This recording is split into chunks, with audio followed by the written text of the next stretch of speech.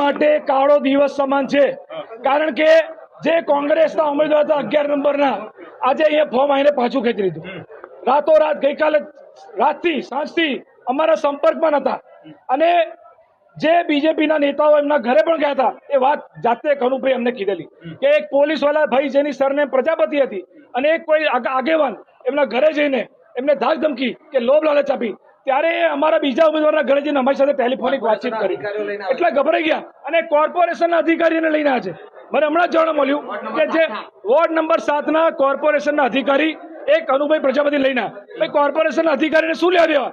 અરે ભાજપના નેતાઓને આટલી બીક લાગે છે ચૂંટણી હારવાની તો બંધ કરો ને ભાઈ, શું કામ તાઇફા કરો? સત્તાનો દુરુપયોગ છે, કાળો દિવસ છે અને જે વડોદરાની પ્રજાએ મન બનાવ્યું છે પરિવર્તનનું એનાથી ભાજપ એમની ભૂંડી હારને ભાડી ગઈ છે, માટે હારવાની બીકે અમારા વોર્ડ નંબર 2 ના બીજા ઉમેદવાર પણ અમારાથી સંપર્ક વિહોણા છે.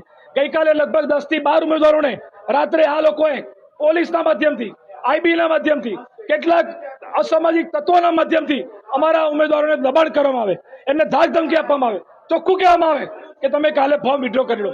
આ લોકશાહી છે, એટલે તમારે સામ દામ દંડ ભેદ અને સત્તાનો દુરુપયોગ કરીને તમે આવી રીતે સત્તામાં આવું છે તો કોઈ મતલબ નથી.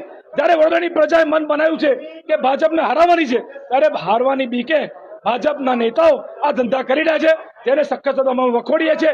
પરંતુ કોંગ્રેસ પાર્ટી ગભરાતી નથી અને પ્રજા અમારી સાથે છે. આવનારા દિવસમાં પરિવર્તન આવશે એ અમને વિશ્વાસ